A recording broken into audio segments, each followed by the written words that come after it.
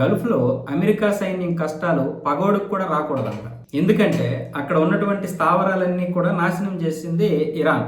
అంటే గల్ఫ్ దేశాల్లో ఉన్నటువంటి అమెరికా స్థావరాలు నాశనం చేసేస్తే ఇప్పుడు అక్కడ ఉన్నటువంటి సైన్యం కొంతమంది గాయపడగా చనిపోగా మిగిలినటువంటి సైన్యం ఏం చేస్తున్నారు అంటే అక్కడ ఉన్నటువంటి హోటల్స్ ఎక్కడైతే ఉంటాయో అక్కడ తలదాచుకోవడానికి ప్రయత్నాలు చేస్తున్నారు. ఆల్రెడీ అమెరికా కూడా గల్ఫ్ దేశాలతో మాట్లాడింది, వాళ్ళకి కావాల్సినటువంటి ఏర్పాట్లు అయితే చేసింది. కానీ ఇప్పుడు ఇరాన్ ఏం ప్రకటన చేసిందంటే మీరు గనక ఎక్కడైనా హోటల్స్ ఇస్తే ఆ హోటళ్ళ మీద డైరెక్ట్గా క్షిపణి దాడులు డ్రోన్ దాడులు చేస్తాము, ఆ తర్వాత మీ ఇష్టం అని ఇప్పుడు అల్టిమేటం జారీ చేసింది. దాంతో చాలామంది అమెరికా సైన్యానికి హోటల్ రూమ్స్ కూడా ఇవ్వడం లేదు.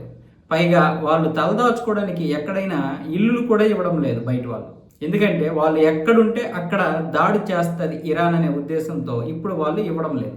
దీనివల్ల ఇప్పుడు గల్ఫ్ దేశం మీద అమెరికా తీవ్ర ఒత్తిడి తీసుకొస్తుంది. మా సైనికులకి మీరు కనీసం వసతి కూడా కల్పించలేరా? మా సైనికులకి ఏదైనా జరిగితే అది మీ దేశం మీద కూడా తీవ్ర ప్రభావం పడుతుంది, వాళ్ళు మీ దేశం కాపాడడానికే వచ్చారన్న విధంగా అమెరికా చెప్తోంది.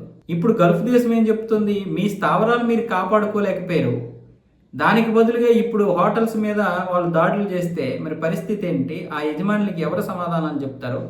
అమెరికా సైన్యం ఎక్కడుంటే అక్కడ దాడులు చేస్తామంటున్నారు కాబట్టి దీనికి మీరే ఒక ఏర్పాటు చేసుకోండి అని గల్ఫ్ దేశం అమెరికాకి చెప్పేసింది.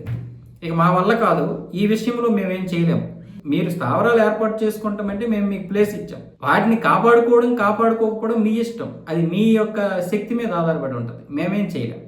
కాబట్టి ఇప్పుడు హోటల్స్ మేము కోల్పోలేము, పైగా హోటల్స్ అన్నీ కూడా జనావాసాల మధ్య ఉన్నాయి కాబట్టి ప్రజలు తీవ్రంగా ఇబ్బందికి గురవుతారు, ప్రాణ నష్టం జరిగే అవకాశాలు ఉన్నాయి కాబట్టి మీరే చూసుకోండి అని ఇప్పుడు గల్ఫ్ దేశం ఏమొచ్చేసి అమెరికా దగ్గర మొరబెట్టుకొని చేతులు ఎత్తేసింది.